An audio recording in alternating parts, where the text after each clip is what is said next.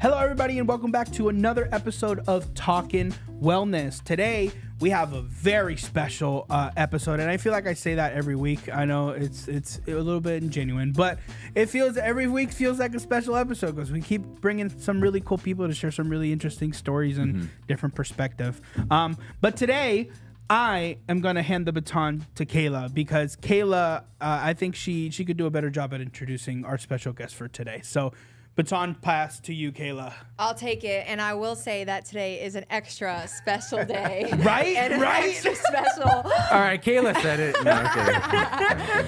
And the reason it is so special is because we have a special friend of mine here, Tobin, and I would actually go on to say that we are joining Tobin's Talkin Wellness podcast. Absolutely. So I would kind of switch this around and say that you take the lead and we'll just fall back. No, I'm just kidding. But I've known Tobin now for about 7 years, almost 7 years. He just celebrated 7 years of working at this agency, and I will be celebrating 7 years in a couple months. South Florida Wellness Network, the nonprofit that we work at. Shout out to Susan Nyamura. Yes, absolutely. She's been like the mom that's like had to raise the like wild she has been like the mom. That's crazy. Shout out to Susan because she Crazy. keeps it real, you know. But she's done a great job because we've grown so much, and I've got to watch you grow. You've got to watch me grow. I mean, gosh, the stories that I can tell. But I will save that for the podcast and for Tobin to share his story. But Tobin is just, for me, he's such an inspiration. He's really been a pillar of support for me, like throughout my recovery process, working in the field, providing peer support, using my lived experience to help others on their journey of wellness and recovery. And we've just always connected and clicked. And I love Tobin and look up to Tobin in so many ways. And I know the work that he does is so incredible. He has been working with, all of individuals in Broward County, but even went into the field of working in the jails, providing support to individuals and running groups. And he does groups and other providers and systems in Broward County. And I know you do a phenomenal job because I've gotten to join you, and you just continue to be a light for the community. So I will end my introduction there and kind of like let you introduce yourself a little bit and just kind of give people a snapshot of like who you are and maybe like a snapshot of your journey and like, just whatever you want to share. And actually, before we get into that, just really quickly, you guys might have clicked on this video or clicked on this episode because of the title, right? Yeah. We're talking about overdose awareness. So before we even dig into this subject, I do want to give a warning. We are going to get into conversations that might be slightly triggering to some people. So we definitely want to give you a quick warning. Maybe watching it by yourself is not maybe the best option. Maybe you want to watch it with a support partner next to you or with somebody in your life that can give you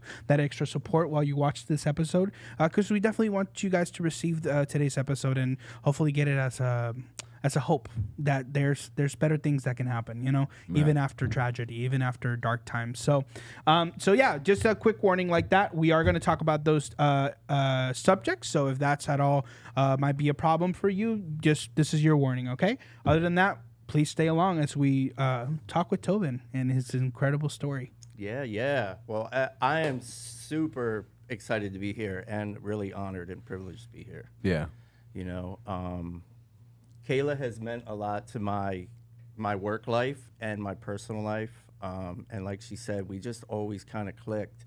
And one of the really cool things that I like about recovery is watching other people grow, and sometimes you can't tell how much you're growing, but you can kind of see it in other people. And you realize like we're doing kind of the same things. So like it's probably happening to me too. And so that's always like people in recovery for me have sort of been like a mirror in that way. And Kayla, even though we're talking about it earlier, she's a lot younger than me, but she is definitely someone who I've always looked up to, had a lot of respect for. And if I was gonna start with something about me, probably my favorite title that I've ever been called is Dad. And so me and Kayla have that in common, that being a good parent and our kids just mean a lot to us, and we're going to talk more about that, but they definitely were my motivation to recover. I think one of the myths of recovery, especially when people start out, is they get this message that they got to do it for themselves. And I think sometimes, at least in my situation, at the beginning of this part of my journey, I wasn't capable of doing it for myself. You know, I was coming off of 2 suicide attempts, a long time of not liking myself, and I just did not have it in me to start this recovery journey for myself. Like, I always say, like, I don't think I was ready to cross the street for myself, you know, but I had two sons that were very excited for me to be getting help, and they definitely helped me to motivate. And along those lines, I would like to add, like, I think for long-term recovery that you definitely, like, I had to add myself to that equation Right. at some point. But at the beginning, I don't think I was included in that. So I always tell people to pick up motivation wherever they can. Yeah. You know, Yeah. but I have had a long history with misusing drugs, so to speak.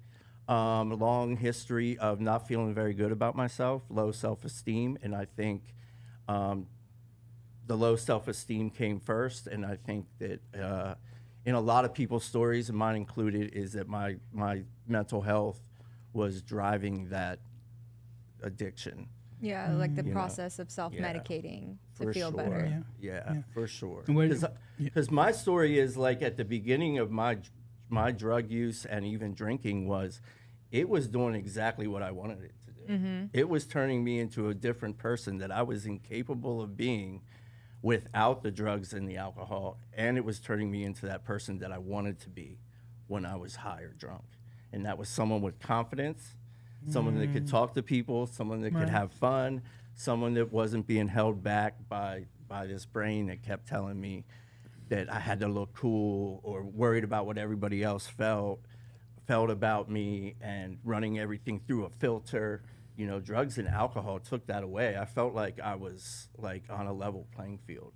And it was very soon after that I was just like, I needed this my whole life. Like, where was this yesterday? Right. You know, but then as with a lot of us, you know, those positives start going down and the negatives start going up. And next thing you know, I'm chasing these things that are really just have a negative impact on my life and on how I feel about myself. Yeah. Where do you- Sorry, go ahead. Where do you think that self-esteem, the lack of self-esteem, came from? I've thought about that before, and I don't really know. Like, it's just the way that I always felt Since you were young, from your childhood? from my childhood. Like, I just always felt that way. Like, I could walk into a room and not know anybody and think they're all better than me. It was just weird. Like Did you grow up that. in like rough circumstances growing up? Rough No, like I didn't. upbringing? Or? I didn't, but my dad definitely, for whatever reason, I don't know the cause of his, but he definitely had low self-esteem. I don't know if it was like some like generational Hereditary? Or, thing that just kind of happened, but like my parents didn't make me feel less than. Yeah. You know, it was just the way I felt, and I was just always super self-conscious. Like, I would look at kids in school, like even the ones that were getting in trouble, and I would just look at them in awe, like, how Did you ever free they talk to were. anybody about this? Not really, no. Ah, okay. No. Okay. No. Okay. That So you wouldn't have kind been- of that wouldn't have been cool. so or not only safe. so That's not true. only did you I get that. not only did you feel like Yeah. lost as a not lost, but like you felt like you were less than, but you also felt like almost isolated as far Yeah. as you couldn't talk to anyone about those things. Sure. And that's funny you mentioned that, because like, not to relate it to anybody else or any other things, but I've noticed that correlation is very strong with a lot of problems. It's like you think it's an issue, and it's mostly because you're not talking to anybody about the fact that you think it's an issue. Yeah. Whereas other people could be thinking the same exact thing you're thinking, and it's not an issue. Maybe it's a normal thing. Maybe it's something that everybody goes through, and that's something that I've seen a lot of kids struggle with in schools. They think, damn, this guy's way cooler, man. I need to get taller, man. My shoes aren't cool, man. And there's so many comparisons, Yeah. and they say comparison's the thief of joy. So it just comes Yeah. back to that. And you the know? thing that it never ends. Like, so he's cooler, so I need this, Yeah. this, and then the list just It's a continues. perpetual thing. It's gonna keep Yeah. going for sure. Yeah, and Especially it when you're never- young, your brain's not fully developed to think certain things. That's why I asked you, did you Yeah. have anyone to talk to? Because usually it comes from guidance of an older person Yeah. that has been through those experiences Right. that can be like, hey, I've been through this. I used to think I was insane too, but you're not, you know? And then it's a quick fix. So like when I would get high or drink and have a really good time and be kind of like the life of the party, I knew somewhere in there, I know that's not my authentic self. You know what I mean? I have to do these things to turn that guy on. So like that's another way that it just chipped away. And at when you said self-esteem. that, I was gonna say, and so then you feel good Yeah. for those 3-4 hours. But it's a whatever false that you're out. illusion. yeah, when you said that beforehand, I Yeah. completely related because Yeah. that was my relationship with alcohol. Yeah. Like I'm 29. I only really drank for probably 21 to 23 Yeah. heavily. And during those periods, that's exactly what I was drinking for. I was drinking for the status quo. I was drinking for like, where everyone's going out, everybody's drinking. And like, in order to feel completely like responsibly myself and not feel like people were going to judge me, I had to drink. So in order for me to go dance and do all the things that I enjoyed doing as an energetic person, I had to drink because that's what people saw as that's what these people do. Instead of just being like a sober-minded person that's going in there to the club and drink and enjoying the music and dancing, you know? So I completely relate to that. Yeah, and for me though, the substances were like a necessity. Like it was almost like I wasn't gonna go out without my shoes on. Yeah. It was like I wasn't gonna go out without a substance. And was it because you needed that substance, or was it? So I thought. Ah, That's the Exactly. brain It's disease, like that. right? It's like, Right. yeah. Like, I'm not gonna have fun, or I'm not gonna be cool. I'm not gonna make everybody laugh. I'm not gonna be able to talk to girls. Whatever that was, like I need This false sense of like this Yeah. fix it medication, right? Yeah. Because you're self-medicating, and really what you're doing is you may have this false illusion of that, but you're slowly deteriorating even more so, knowing like, okay, this, because I know even for me, like chasing the drugs, because I felt very similarly, when the drugs wore off is when my mental health really hit a freaking a wall, you know, and I started to really digress and then go into those suicidal thoughts and things like that. And so then I needed to keep going.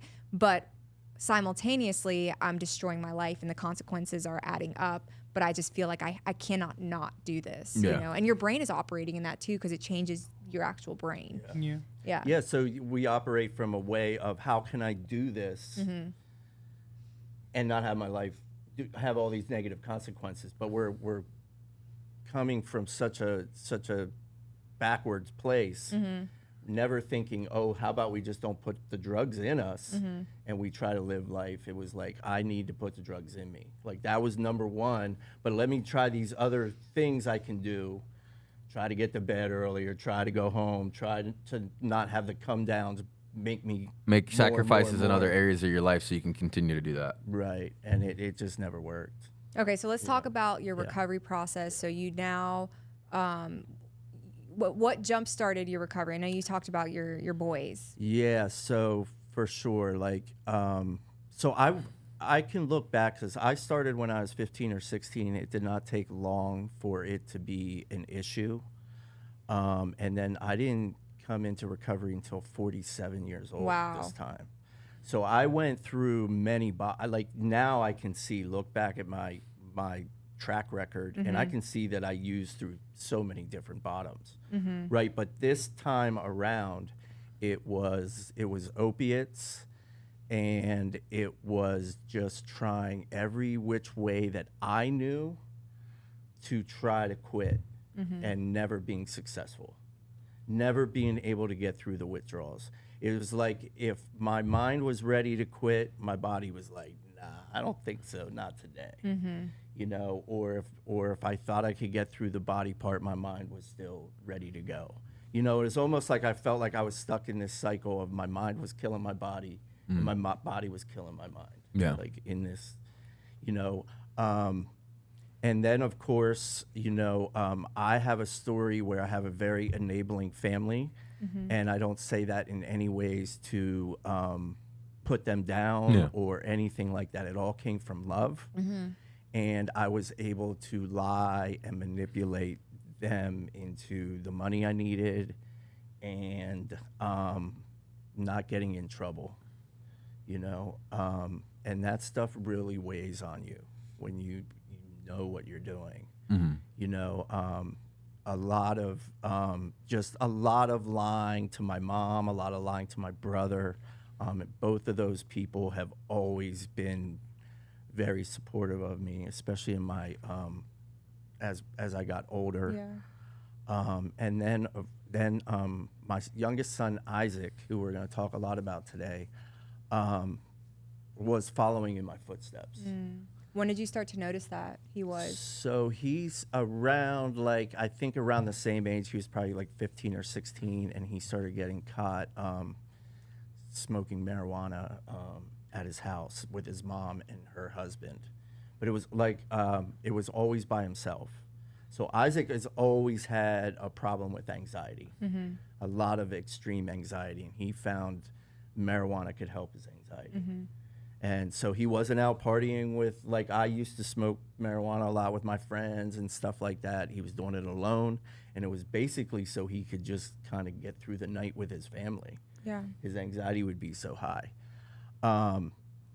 And then that kind of boomeranged on him, and it started to give him more anxiety, as a lot of people who smoke weed find out. And then he found opiates. And Isaac went to his first treatment center at 17. Were you in recovery at this time? I was not. Okay. And I had a really bad Oxycontin habit then. So you were on opiates too? I was very much on opiates. Okay.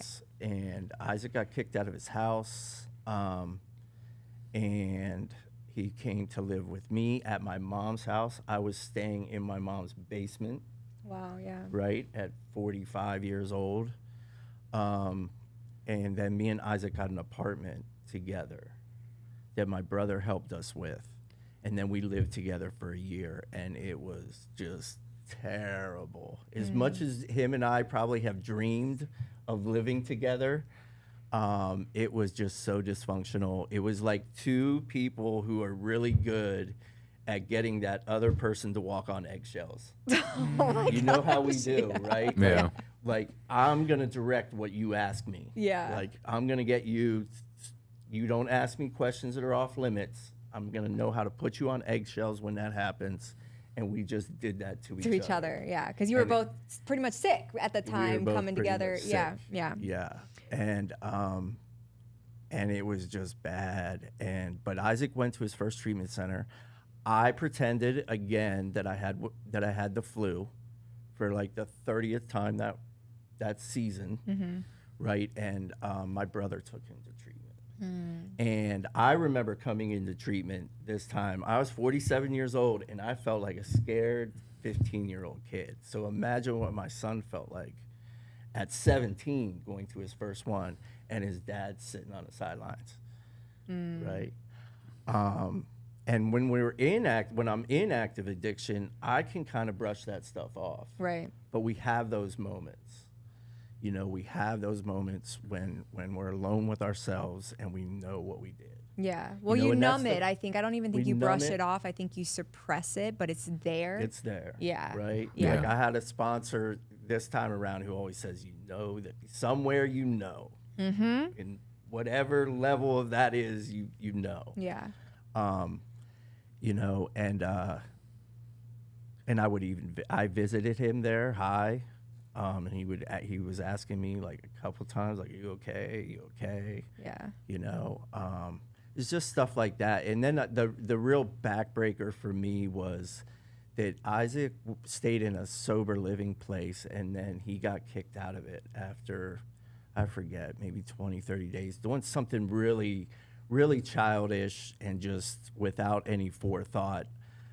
Which he was a child, was a honestly, child, still. I mean, right. I know, like, he's technically an adult, but we know, first of all, how substance use is. He's a teenager on that hormone. I mean, Yeah. he's a young person. Yeah. Still. And Yeah. do you ever have those moments in your life where you know you did it, right? And you remember it, but the way that you kind of recall it is almost like you're looking at it from the outside, Yeah. because like it's almost like part of you is like, that wasn't me, Yeah. you know, but you know you did it. Oh, yeah. And so he was coming home, and I told him he couldn't come back to my apartment. Like, because I had been living there by myself, being able to do what I wanted when I wanted, without hiding it from him, and without him giving me the anxiety of where is he and all that stuff. And it was the first time like that it was right there in front of me that like you're choosing to continue to get high over helping your son. Like there's no other way to put it. Yeah. Right. And he went and stayed with a friend, and we stayed in touch and everything, but that really Looking back, because then it was justified, which I can relate to too. it kind of was, but I also it was weighing on me. But it was weighing like, I on knew you. it was wrong. Yeah. I knew it was wrong, and all these things were piling up, and But that's so much to the power of addiction, the power of substance use disorder, and like how it really impacts the brain. Because there's no question that you don't love your children. Oh, There's yeah. zero question about that. But it's like when somebody is truly going through something such as addiction, substance use disorder, like it is so powerful that it will put all of those things to the side. It's a neurological thing. 100%. I mean, I was watching like a 60 Minutes, and they were comparing, it was about like Lindsay Lohan, they were comparing kleptomania to drug addiction, and they were saying how like they're just things you can't turn off. Yeah. You need help for these things. You need support. You need systems that are in place so people can actually go and take the steps and do things to learn about themselves in order to get that out of their system, you know? Right. It's not something where you're like, well, they're just doing it and they just need to stop, you know? So it's just, it's a big misconception with people. You Right, know, that it's like this moral failing. I've had to learn it, you know, yeah. throughout my life, you know, because I forgot who I was talking to the other day. And I was saying how, like, when I was younger, when I was maybe, like, I've been around self-love my whole life. And when I was younger, I would see people come in and, like, get handouts and leave and never come back. So, like, I always had that perception of, like, oh, people, you know, people are always going to have, like, go for freebies and handouts. But it's at the end of the day, it's just, like, there's people that don't have and there's people that have.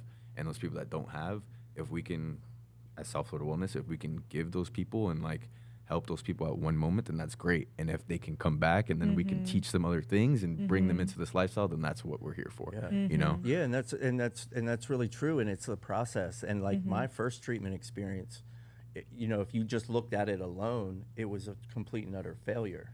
You know, I went there, I stayed under the radar the whole time. I talked to girls, and like I just like was trying to have fun. Yeah, and it wasn't all like an that. intentional process. And I went home and I just like half-assed everything, and I picked up again. Yeah. You know, and then went on with stuff. But in all honesty, it very much informed my treatment experience this time. Yeah. Like I did not want to repeat that. Like I could see all the mistakes of my past, and I was like, this is our time. You know, so like you said, like maybe they just came and got that handout. We never saw them again, but that doesn't mean that something in them wasn't picking some stuff up. Absolutely. You know, and that really did inform me on my recovery this time. You know, but back to Isaac. You know, like you were saying, like I've never felt a connection with another human being like I have felt with that kid. Like from the time he was little, we were just like, he's just been my guy, you know? You know, to make that decision, yeah, I could numb it and stuff, but like, it was there. It was there, you know, and it in all this stuff, you already have a low self-esteem, and then you're doing all these other things to like chip away at that self-esteem. Some smaller than others, but they, you know, over time, it all kind of adds up, you know, and I ended up in this really dark place of thinking that suicide was the answer. Yeah. You know, and honestly, 2 suicide attempts was the way that I got into recovery. I don't at all like want someone to go that path, but that's what happened. That's your story. My story, Yeah. for sure. Yeah, and each time I thought it was gonna work, and I was, again, like looking at it from the outside in, like I just I was down for it. Yeah. It was Like, your best solution. Yeah, at like that I point. wasn't like, if you saw, like I wasn't like, oh my God, I'm gonna do this. It wasn't like I had all this anxiety. I was probably pretty calm, and like, this is what's gonna happen. And it took about a year for me to turn that really bad decision, bad idea into a solution. But like, again, it informed me. What made you do that? Well, all that stuff that I was talking about, like it just wore down on my self-esteem that like I'm not even like the one thing that I could always say, even through my darkest times, was that like I was pretty good with my kids. And now you can't even say that. Yeah. You know what I mean? Like 3 days, Christmas that year, I didn't even see my kids. I told them I had the flu again. You know, and 3 days later is when I had my first attempt. And it's like, you're not even a father. So like, what are you even around for to just keep hurting people? You know, but it wasn't as much that I thought, it was that I thought like, I'm not doing these things well, but it was also just a very selfish kind of, and that's just the way I see it. I'm not saying that I see it that with everybody. I'm just saying, like, for me, it was like a lot, like I was just in pain and I wanted it to end. Yeah. You know, as much as I didn't think I was contributing in these people's lives that I needed to be, you know, it was just like. In regards to like you feeling that you weren't a good father or you weren't there for them, so that's why you were thinking this way, do you think that's similar to how you were back at school, as like you would have opposing thoughts, like these thoughts that may or may not be true, and you kind of act upon them and create your whole personality upon them? Do you feel as if like that same kind of way you were in school, you did that with the same situation where you're like, they don't want me around, they don't see me as a good father, and you're almost like projecting to yourself, and then you do that, you know, without actually getting the verification that you are a good father, or that you know, because like you said, you are a good father. Yeah, you know? and that makes a lot of sense because that's one of the biggest things that I always try to do was to fix myself. You know, like I have this low self-esteem and stuff, but I also think that I can fix myself. You know what I mean? So it's like, you know, those two kind of opposite feelings or thinking. But like, I spent a lot of my life getting the information from myself. Right. Which Instead of talking about it with people, instead of bringing my insecurities to light and trying to find some answers from others, you know, I was always, let me see if I can fix this. It's more like anyone learning knowing. from like an experience kind of thing. Without anyone knowing. Which is dangerous. Yeah. Oh, Because 100%. one, the only narrative you have is the narrative you came in with, and now you have all of these actions that you've taken that are now for you validating this narrative, which is creating a heavier narrative, so that voice is getting louder, and the only person you're speaking to is yourself, which means that you're not getting any other like possibility of perspective other than what's been built up over the years. I always say like a person is their experiences. Yeah. And not only their experiences, the experiences that they've been shared with others. So with that being said, if you're a person that never talks to anybody and no one ever shares experiences, you're only going to go based off the stuff that you do, the crap that you get into and the experiences that you have, and you're going to shift life based off that. But if you're around people that are very intentional about the things that they say to you and were intentional about their life as well, they're going to have very good experiences that you can learn off of.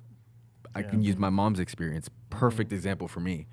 I am very much one of those types of kids that like to go out. I like to party. I like to be part of the social people. And that's my mom. I'm very much like my mom. And I could have been in the same, you know, predicament, you know, going down the rabbit hole of drug abuse and different things. But if not for my mom's experience and not for my mom's story, you know, and seeing her, that wasn't the best path for her. Maybe I should do something different.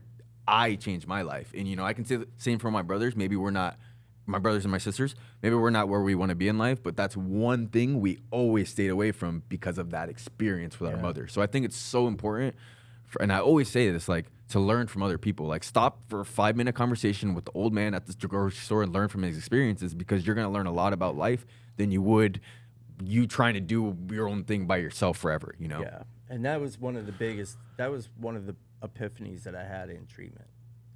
Like, I had this experience in treatment where I'm sitting there in detox, right? My detox was rough because I was on Oxycontin, and when the guy didn't have Oxycontin, he had methadone.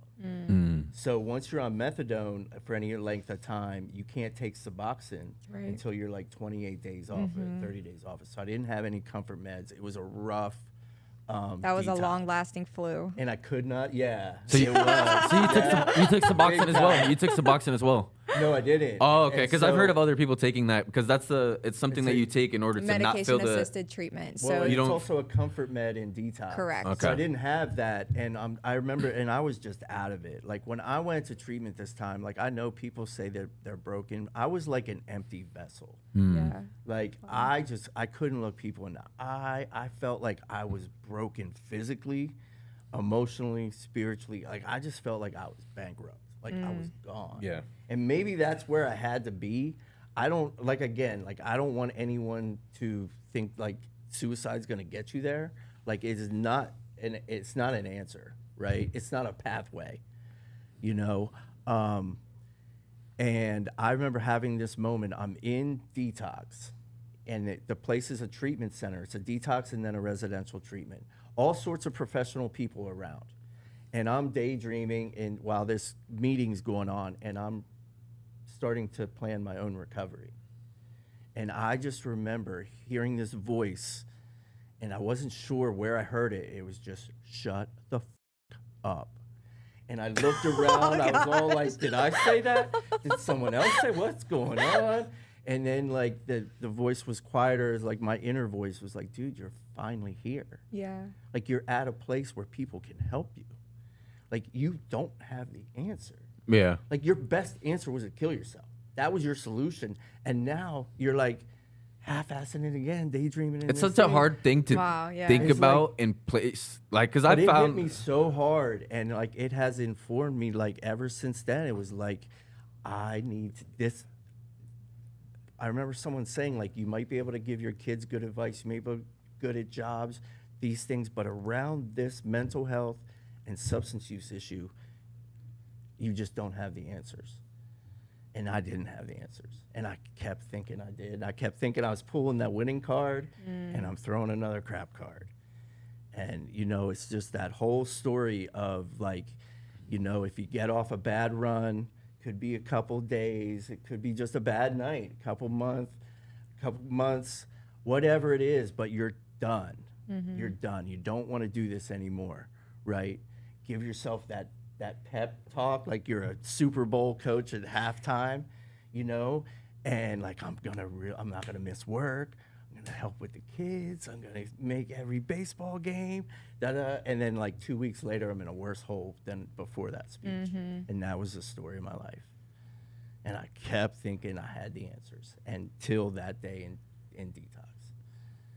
You know, and I was just like, here I am, I need to get the help. I need to accept it. I need to. So it was like almost your moment of clarity and then surrender. Yeah. Right? Which is, I mean, I think that is probably a theme, right, for recovery is like when people are going through, and I think this can be related to most things in life because people are recovering from far more things than just substance use and whatever. But just being able to recognize sometimes like, we don't have the answer. Yeah, I think what a lot of people do, and even myself, I think a lot of people think they're the superhero in their own movie, and like at the end of the day, like that's just not it. Sometimes we can't always save our own selves and our own problems and always answer everything ourselves. It is up to us to like have support systems, and that's another thing that people don't like say. Is that takes effort too. It does, yeah. To find support systems, to find those people, you know, or, you know, some people are born with them, but like to have those people around you is a struggle itself. But like, you know, I think people that really are intentional about themselves and they want to have change and have things, you know, be done differently in their life, they really need to find people that are going to be there for them, that need them, because we're not always going to have the answers for everything ourselves. We're going to have a lot of flawed answers. As humans, we're flawed people. So we're always going to think we're right, you know? Yeah. So what did that look like now, you know, coming into now recovery? And I want to bring back Isaac into the mix too, because, you know, he's very intertwined. You both are in this space of substance use, mental health, and recovery. So when I was at that treatment center, Isaac was in a treatment center. Oh, wow. So super proud dad moment that Yeah. I would have to get my counselor to call his counselor Wow. so that I could talk to my son. Yeah. Right. Yeah. And I remember I was still in detox, and I was supposed to have like a 10-minute conversation with him. and there was just it was an older woman who was a counselor, and I was in her office, and she just, for whatever reason, felt like I told her a little bit about Isaac, and we just had this little bit of a connection. And she let me talk to him for like 45 minutes, you know, and he was not in the same place that I was. Like, I had surrendered. I was like, whatever they want me to do. I was very pliable. I wasn't sure how it was going to look. I was still like really weak and like physically and all that. I was still like full of fear, but like I was going to give this a try. Yeah. He was like, I can't believe you don't still feel like getting high. Like, I want to get high. And I was just like, damn. How old was You Isaac know, at this time? He was probably 18 by that time, you know. And then I remember my brother would come on Sundays, and I think he's the one who told me. And he came maybe a couple Sundays and was like, Isaac left treatment, you know. And we didn't. I knew what he went to do, but we didn't know where he was. Right. At another time, I might have used that as a reason to leave and go look for Isaac, you know, even though I didn't know where he was. But like, I stayed in there, I hung in there, and I even took like my counselor's suggestion to come down to Florida for more treatment. And that's what brought you to Florida. That's what brought me to Florida. And I did that without knowing Isaac, where Isaac was, because like, I was just like, I cannot keep putting my hands in this thing. Like, these are professionals. Like, I trusted my counselor at that point. He's not going to tell me to go down there if he doesn't think that's the best thing for me. You know, I was just like, those first few weeks of treatment were really rough, especially like the first 2 weeks. But like, I'm a guy who like sports and music, and I can just absorb that information. I got football stats and stuff about musicians that like nobody even That's wants to know. me too. Yeah. You know what I mean? But that's the way I was at the beginning of recovery. I was like a sponge. I listened, I tried to stay present, and I was just like soaking it all up, you know? And I just didn't want to keep screwing myself up. So like, I said I was going to go to Florida, you know? Did you feel like you kind of came to the realization that you were not going to be any good to Isaac or any of your family unless you are in a good place for yourself? Okay. For sure. I talked about Simon and Isaac. You know, I have an older son too, Simon, who's just a great, great kid. For both, you know, both of them were very much on my mind. Yeah. You know, of course, Isaac was more just because I felt like he was in trouble. Right. Like his life was right. So this was in 2016. And if we remember back, like fentanyl was just, it was there, but it wasn't quite what it was. But it was coming. It was, yes, because that's right when I got out of the drug game. People were dying. Yeah. You know what I mean? And I knew that Isaac left to use a needle to do what he thought would be heroin. You know, there was no doubt in my mind. And that's exactly what he did. You know, he had one of his friends pick him up, and they stopped on a town even before they got home. And he just went and bought it from people he didn't know in a town he didn't know. And like, he was ready. You know? Can I ask the question? Is that like something that's so like that you can just like find very easily out? At times. Oh my gosh. Because I know. And Isaac was that kid who, like, I used to joke because, like, Isaac's story goes on, you know, like he was in the Marines, and he was doing it the whole time he was in the Marines. Like, he would be able to. An addict can find it.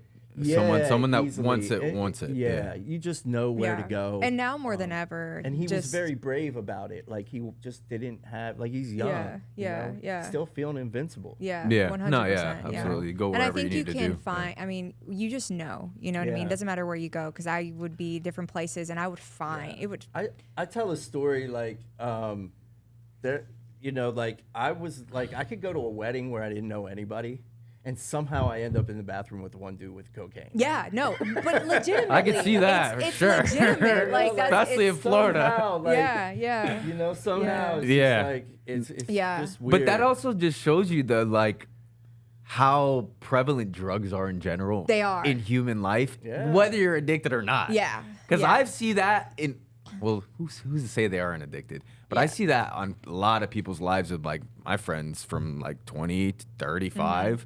That, Yeah. you know, Tuesday afternoon, I'm going to hit the strip club, do some blow, and then Wednesday go back to work. It's like, Yeah. bro, what the hell is going on? I do want to give some context though, because we may have viewers that don't. I mean, most people know what fentanyl is because obviously we're in an opioid epidemic. But just to give context of fentanyl and the prevalence of what this drug is, and you know, if you want to. Well, fentanyl is like a very strong opiate, and it's right now it's being produced by people that don't have any sort of license to do so. So it's being produced at different levels of toxicity, and you don't know what that level is. It's not like it's coming in a jar like Tylenol, and this is 50 milligrams of this certain thing or whatever it is. And the thing about fentanyl is when you're using it, it jacks your tolerance way up, and you can kind of use it like a rock star for a little bit.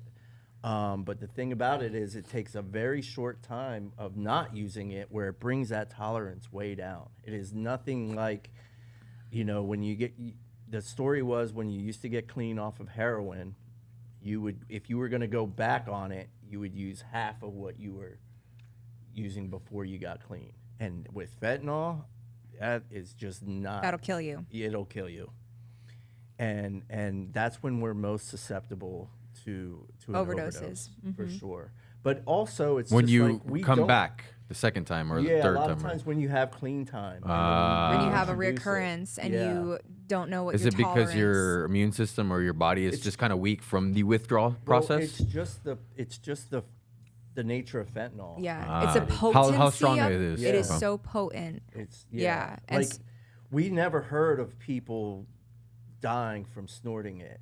It was always injection, and now like I hear stories of people just a little Touching. bump on their. Finger and they There was touch that their police. eye There was that or police their mouth. officer that like touched a bit of a needle you one time and can't- passed out. You cannot.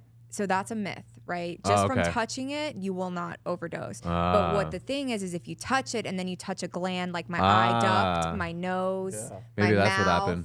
right? Maybe that's what then happened. that Okay. is what will. 'Cause that's So now injecting. we're hearing stories of people dying from the wash. You know, when they have very little left and they're just trying to get the last bit, and things like that that we never heard before. You know, and the other part of it is it brings on withdrawals really much quicker. So when you use it, it's almost like heroin on steroids. So everything gets amped up. You nod out more, you fall out more, but you're also like you have to use it more. You know, so it's like this. It's like steroids. Yeah. Very similar, Yeah. actually. Right, When right. that was a great example. But it brings people to their knees. And like I used to say, like, you know, kids are coming in younger and younger because these drugs are bringing them to their knees quicker. But that doesn't mean that they're actually ready for recovery. Right.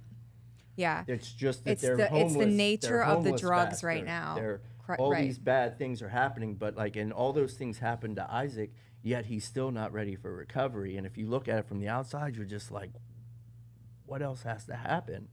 But like, you know, I wasn't, you know, myself, I wasn't facing that at 21, 22.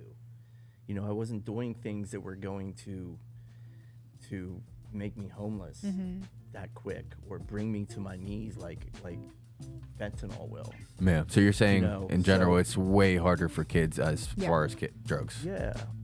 Thanks for watching part 1 of Overdose Awareness. Make sure to join us next week when we talk more about Tobin and Isaac's story.